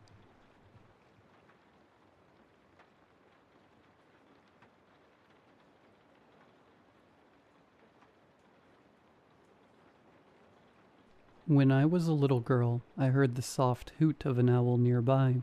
I got out of bed and made a run to the window in the living room, where I presumed I would have the best chance of seeing the owl. I grabbed the curtain, but before I could open it, my mother stopped me, awakened by my loud steps. "You can't do that," my mother said in a gentle but strict voice. "Sorry," I answered, avoiding my mother's eyes. "It's fine, but just remember you can't open the curtains at night because you might catch the attention of the witches." She reminded me as she walked me back to my room and tucked me in. I can't remember if I gave her an answer, but I do remember her holding me tightly, and at some point I fell asleep. There is a well-known story in my town. Owls are witches in disguise. They transform at night and fly around the neighborhood searching for their next victim. Once they choose someone, they will stand on the roof of a house and tell the resident of the impending death. Sometimes death isn't immediate, but on this occasion it was. 2 houses away from mine, a couple's newborn baby had passed away in his sleep. The news spread quickly. Medically speaking, the baby boy died from SIDS, but we all knew what had really happened. A witch had stolen his soul. A few months later, everything had calmed down again. The couple that had lost their baby had moved away, and a new couple moved in. No one had heard an owl in those same months, and finally everyone slept in peace. One morning I went outside to our backyard to search for ladybugs. Finding them meant I would have good luck. "Good morning, birdies." I waved to the budgies inside the cage. I loved seeing them fly around the large cage my father had built for them. But that day, I was on a mission and quickly ran towards the garden to find as many ladybugs as possible. Every time I found a ladybug, I would count how many spots they had and then place them on my hand in the hope they would become my friend. I laughed as they tickled me with their small feet. Every time one flew away, I felt a little sad, but quickly recovered and went back to my search. The chirping of the budgies had become my background music.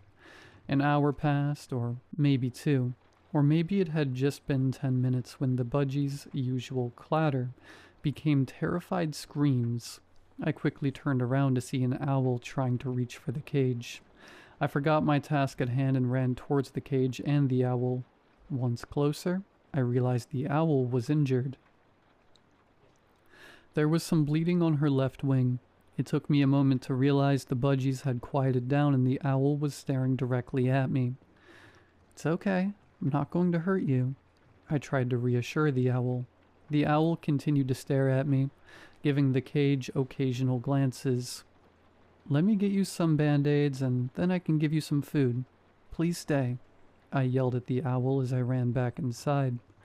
I ran to my room and grabbed several band-aids just in case the owl had a large cut. I always felt better when my mom would put a band-aid on me. I hoped I could do the same for the owl. She still stood by the cage when I came back. I approached slowly, trying not to scare her away. I touched her head and marveled at the softness of her feathers. "This will hurt a little, but I promise you will feel better soon," I told the owl as I lifted her wing and placed 2 pink band-aids. The owl didn't move. She stared at me the whole time, but never tried to bite. Then another thought occurred to me. She was probably hungry and that's why she was standing by the cage. She wanted seeds. I didn't know at the time that owls were carnivores. I thought all birds ate seeds. I grabbed the bag of seeds under the cage and placed a handful of them in my hand. I offered them to her, hoping that if she ate, she would feel better. The owl looked at me for a long time. I couldn't tell what she was thinking, but I still held out my hand in the hope she would eat and feel better. As if making up her mind, the owl took a bite of the seeds, but with it, she bit my hand. "Ouch!" I cried as I moved my hand away. The owl stood there, watching me. I felt tears welling up in my eyes. I had been bitten by the budgies before, but I had never bled from it. I told myself this was probably an accident, and while I didn't want to get bitten again, I still extended my hand to the owl in the hope she would eat more. The owl took one more glance at me and took it upon herself to finish the seeds that were left on my hand. Once she ate all the seeds, even the bloodied ones, she left without a warning. I'm not sure why I lied to my parents about how I cut my hand. I told them I had tripped and had caught my hand on some sharp rock. After they made sure I didn't need stitches, they put some band-aids on and just told me to be more careful. A few nights later, I heard the owl's warning of impending death. Remembering my mother's warning, I didn't go check on the window. Instead, I prayed the owl wasn't at my neighbor's house because Don Cristobal made the best tortillas, and I wanted to go ask for some in the morning. That night, the owl was particularly busy. Usually we would hear hoots for a few minutes and then she would be gone. This time her warnings continued through the night until the sun broke the night. The next morning, nothing happened. With my parents' permission, I went next door and ate some of the best tortillas I've had in my life. The neighbors whispered about the occurrence of the previous night, wondering who would be next to die.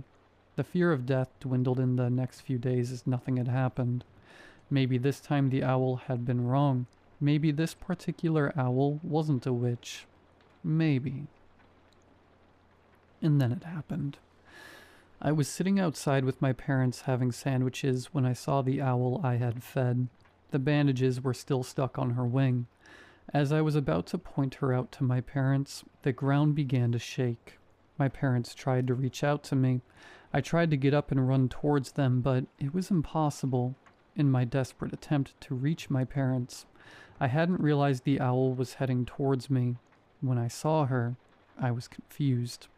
I saw her grow. She became big, almost as big as my parents. She swooped down and extended her wings over me, covering me.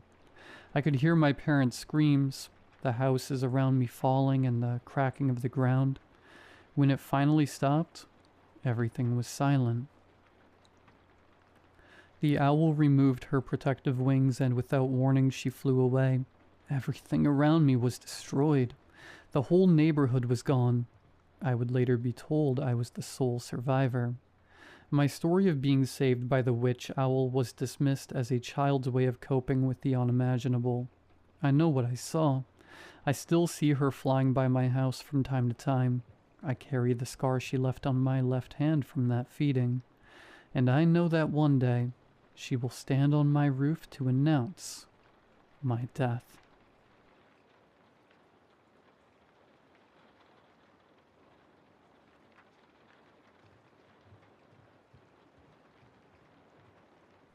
I honestly haven't really talked about this since it happened. I mean, I don't know what I'd say. Nobody would believe me anyway, but it's been weighing on me lately. And who else to share it with but the internet? This all happened when I was about 14 or 15, as cliché as it sounds. I grew up in a small town where everyone knew each other. You barely needed to lock your doors at night, blah blah blah. Well, that's until this all went down. At the time, I had a small but tight-knit group of friends.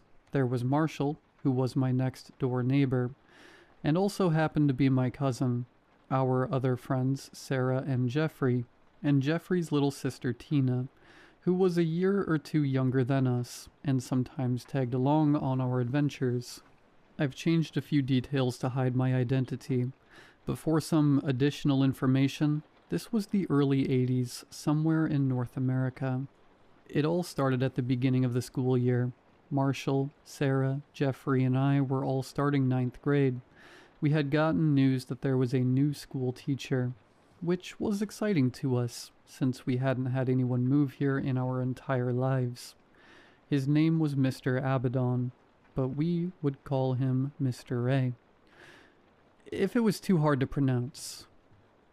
We were all sitting in the grade 9 to 10 classroom. Our town was so small we had to combine a lot of classes and grades, discussing who he was or what he would be like. "Good morning, kids," we heard an unfamiliar voice bellow. The first thing I noticed about Mr. A was how he was dressed.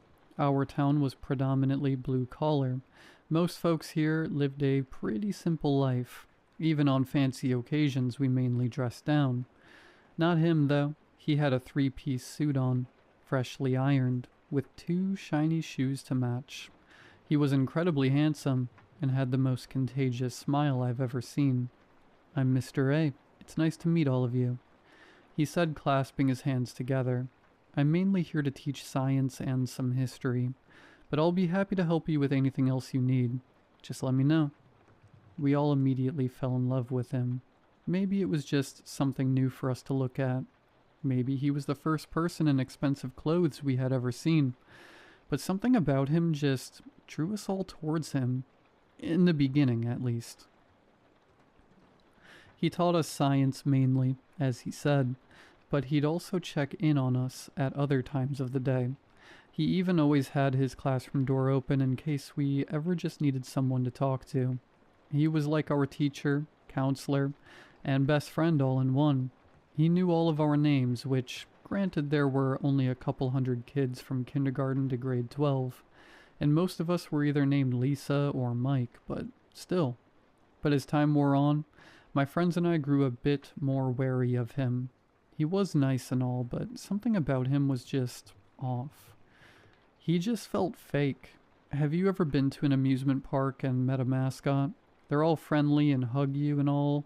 They pose for a picture, but when you leave, you turn around and the facade is off. They just look dead. That's what Mr. A was like. One day, it must have been around November, Marshall and I had stayed a little after class to get some help with chemistry, even though at this point, my friends and I had grown a little wary of him.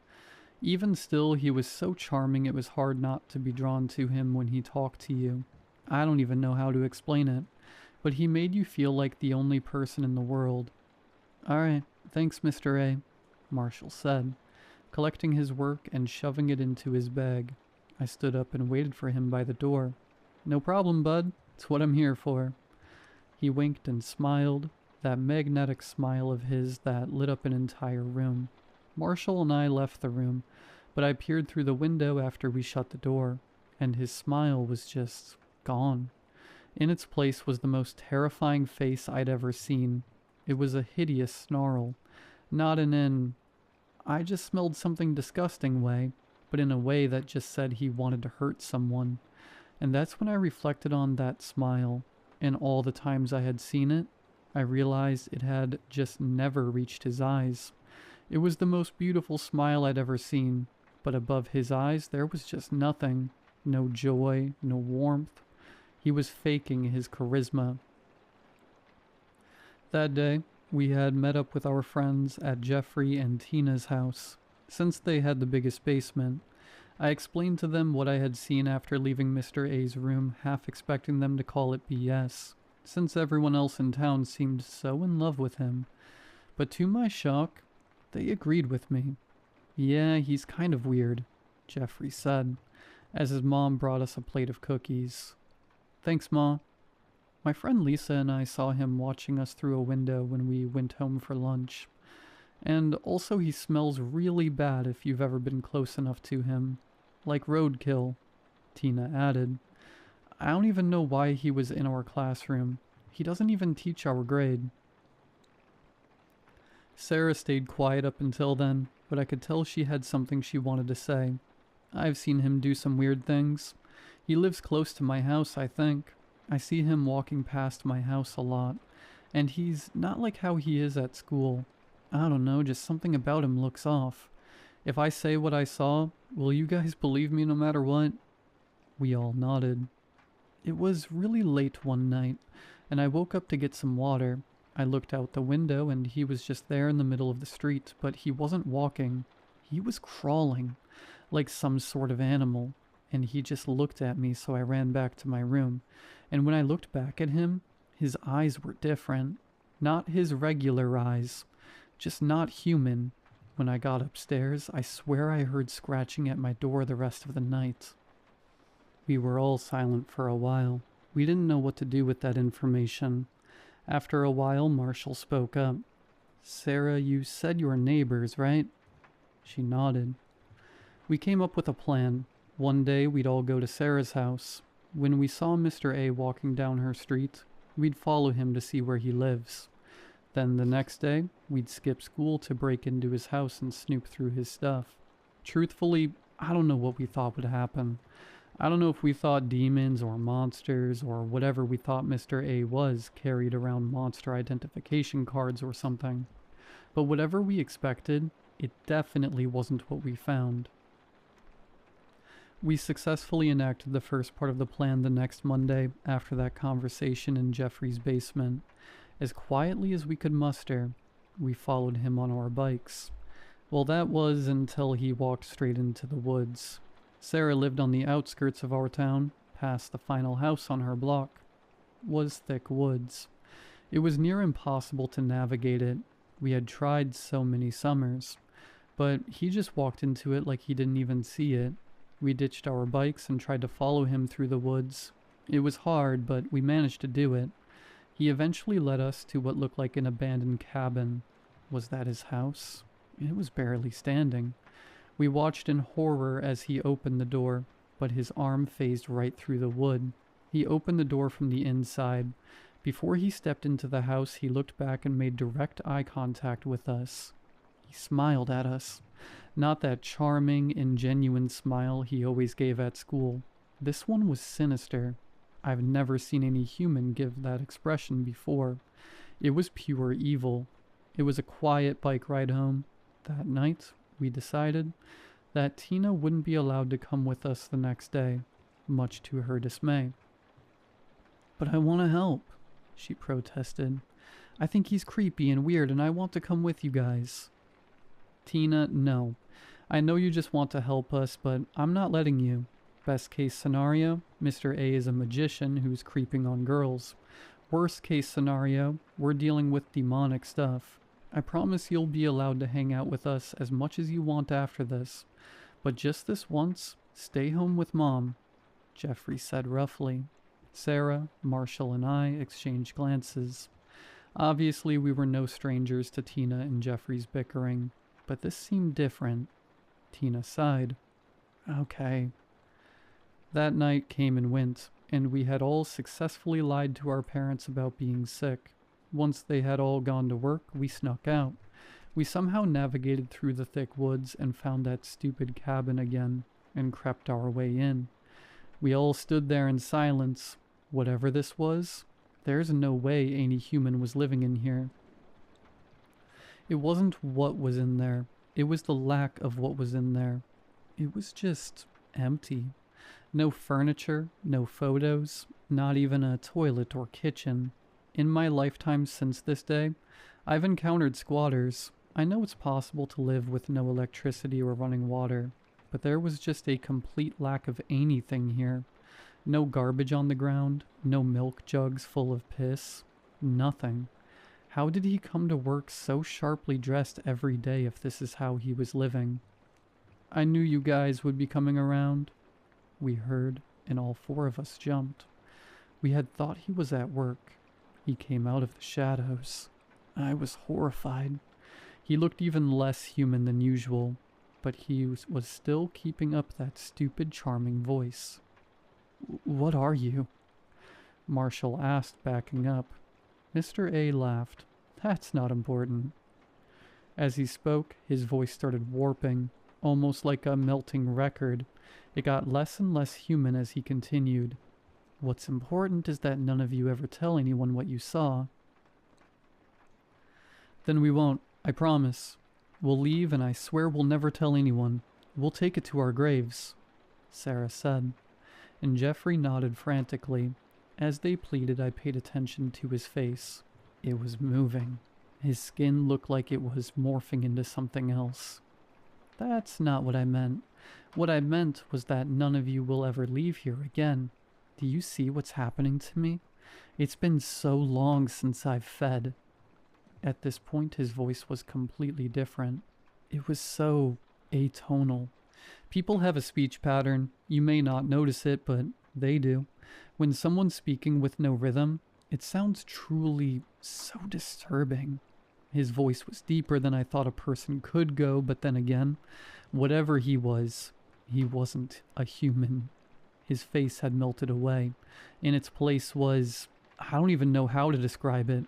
His eyes were completely black. His skin was gray and deformed. I heard a cracking sound which I soon realized was his spine. He was growing taller. Suddenly he lunged at us. We all jumped away, but Sarah had been scratched by his nails, which were now monster-like claws. I rushed to grab her, and we both ran up the rickety stairs. I heard in the distance Marshall's screams, and Sarah had to cover my mouth to keep sound from coming out of it. Marshall? My neighbor. My cousin. My best friend. I heard the sickening sound of flesh and bones being pierced through, and thought back to all of the birthday parties and slumber parties we'd have. and how many I'd have without him in attendance. We held our breaths as we heard footsteps approaching us. We both let out a sigh of relief when we saw Jeffrey. He hid with us in an empty closet. We whispered as quietly as we could, discussing an escape. I think I saw a window in this room before I found you guys. If we jumped out, we'd probably break a few bones, but we'd survive, Jeffrey said. Sarah and I nodded as we slowly opened the door. It was eerily silent, not even footsteps. I couldn't even hear Marshall's groans of pain anymore. At least he wasn't afraid anymore. We almost made it to the window when I felt Sarah grip my arm. I looked up in frozen fear when I saw what she was looking at. There was a reason why we couldn't hear Mr. A looking for us anymore. He had already found us. There he was on the ceiling, grinning at us with a haunting smile. He crawled down the wall slowly. He was teasing us. Sarah still had a scratch that was bleeding heavily. I was frozen in fear. There was really no hope for us as he slowly crept towards us. We knew it was over. That is, until Jeffrey lunged towards him. "Jeff, stop!" Sarah shrieked. I tried to tell him to stop, but I was still frozen. Jeffrey was tall for his age, and he played football, but we knew it was a losing battle. There was no way Jeff was beating whatever this thing was. He looked at us, terror in his eyes, although I could tell he was trying to hide it. "Just go. Go through the window. Now." I felt a rush of adrenaline as I suddenly had control over my body. I approached the window as fast as I could, Sarah close behind me, but she wasn't fast enough. Mr. A reached one arm forward, and even though Jeffrey tried to stop him, it was no use. His razor-sharp claw pierced through her skin. As she collapsed on the ground, Jeff and I shared a look, tears in our eyes, but there was no time to waste. I grabbed him as fast as I could and jumped backwards through the window. We hit the ground with a thump. I could immediately tell my arm was broken, but Jeffrey clearly had it worse than me. "Go," he managed to say. "Come on, let's get up. We have time." I winced as I heard Sarah's screams in the house. "He's busy." I grabbed his arm, but he slapped it away. He shook his head. "I'm not getting out of here, man." "No, come on, please. I'll carry you." "Too slow. You're getting out of here." Maybe I was just in denial, but Jeffrey wasn't. Looking back, logistically, there was no way he'd survive this. Even with the best healthcare in the world, I've never seen so many injuries on one person. He knew it was his time. He gave me a shaky smile, tears in his eyes. "Will you tell her what I did?"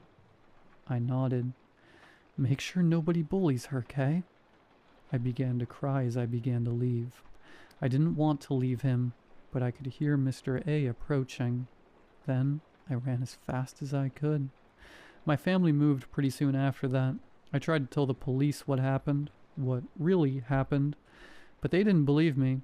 They said Mr. A was a monster, but not the kind I was thinking about, and that I was safe now. I knew it wasn't true. As for Tina, we don't really keep in touch. I tried to tell her what happened, but her mom wouldn't let me near her. Maybe I'll try to find her on Facebook.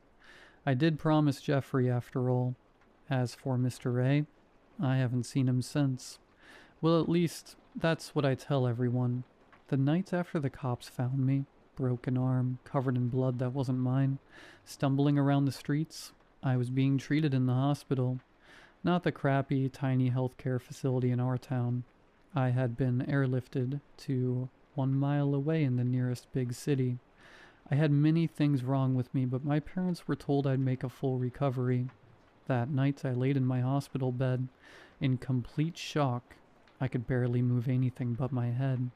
I turned over to the window and saw someone staring at me. It wasn't Mr. A. He looked completely different, and this was so far away. But I knew that smile, and those stupid eyes anywhere.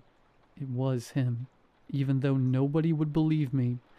He knew I recognized him, and his smile widened. Before I knew it, He was gone. It's been years and I still don't trust anyone. As far as I know, he's still out there. So please, if you ever meet someone who just seems a little off, even if everyone loves them, listen to your gut and run far away while you still can.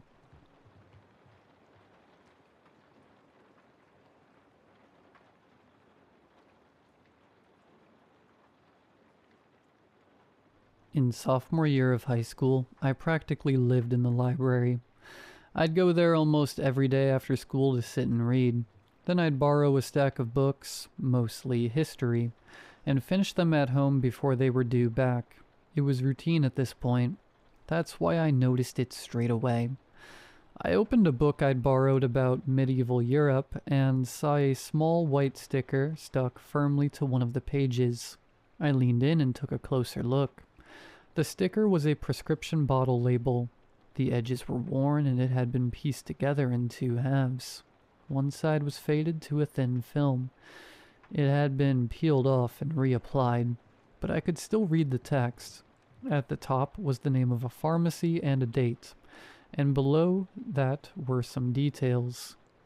T. Hargreaves, an address list below that. Lisinopril, 10 milligrams. Take 1 tablet by mouth every day. I didn't recognize the medication, but I recognized the name. It was Mr. Hargreaves, my history teacher. I saw teachers and students from my school regularly at this library, so I didn't think much of it at the time, but I still stared at it for a second longer than I probably should have. Then I figured it was a mistake and left it there. He must have been using it as a bookmark and forgotten. I didn't want to peel it off and risk tearing the page. The second time, it caught my attention immediately. Different history book, another label. Same name, address, and medication. This time it was stuck deeper into the book on one of the middle pages. I flipped back a few pages, then forward. Nothing else, just that one sticker. I remember thinking it was a strange thing to use as a bookmark. By the 4th or 5th time, it stopped feeling like a coincidence. Always the same sticker with his name, stuck on a random page. I went to the library one morning to return a book, well before I'd normally go after school, and saw him there. He was exactly the same as he was in class, friendly and relaxed.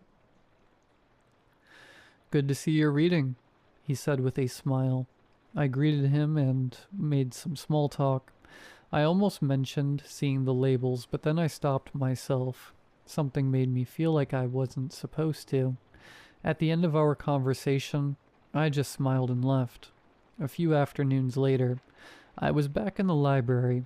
I went to the history section and plucked a book off the shelf, flipping it open without thinking. Sure enough, there it was again. Mr. Hargreaves' prescription label, pressed flat on one of the pages. Just then a voice snapped me out of my trance. "Hey, how's it going?" I looked up. My friend Matt was standing in front of me, hands in his pockets. Matt didn't come here often. He lived further out, on the edge of town. "I didn't know you even knew where the library was," I remarked. "Ha ha, very funny. I was nearby." We talked for a bit, and then I held the book up slightly. "Look at this. I keep finding Mr. Greaves stickers in these books." He stepped closer and scanned the text. A messenger asked for help from nearby towns. I tapped on the label below it, pressed flat against the page. Matt leaned in and squinted as he read the details on the faded sticker. "Huh, he lives a few streets away from me. Who knew?" "Why would he be putting these in library books?" I asked. Matt shrugged. "I mean, probably just uses whatever's lying around as a bookmark." "That's what I thought the first time," I said. I plucked 2 more books off the shelf nearby that I'd put back a while ago, which I remembered seeing the stickers in. He keeps putting them in books. I reached for a book about wars. Took a moment to find the label, but I knew roughly where it was. Many families were trapped as supplies began to run out. I ran my finger across the label below it, then I put it back on the shelf and opened the 3rd book. A few managed to escape, though most were. Underneath was the label again, in a chapter about the famine. He glanced at it, then back at me, looking mildly amused. Maybe he's just weird. After Matt left that afternoon, I sat at a table with the books I'd taken from the shelf laid out in front of me. I frowned, then shook it off and closed the books, carrying them back to the shelf. A few months passed. I still saw the labels in books every now and then, but I stopped paying them much attention. I didn't think about them again until I was talking to Matt at school one afternoon, leaning against the lockers while people moved around us between classes. "You know those labels you were talking about?" He smirked slightly. "Yeah." "I walk past that house all the time," he said. "Ever since I found out that Hargreaves' address. I can't not notice it. Weird knowing a teacher lives that close to me." I shrugged. They have to live somewhere. Then a pause as he glanced down the hallway. I've heard stuff from inside a few times when I walked past. I raised an eyebrow. "What kind of stuff?" He frowned like he was trying to decide if it even sounded strange out loud. "Like one night I heard something scraping, I guess. And once I think I heard knocking or something, but like from the inside of his door." He made a small motion with his hand, tapping against the locker beside him. And there was a brief silence between us. "Anyway," he added, straightening up, "probably nothing." That afternoon at the library, I found myself thinking about the labels. I pulled out a few books from the history section and started looking for them. And as I found them again, one by one, I noticed something concerning for the first time.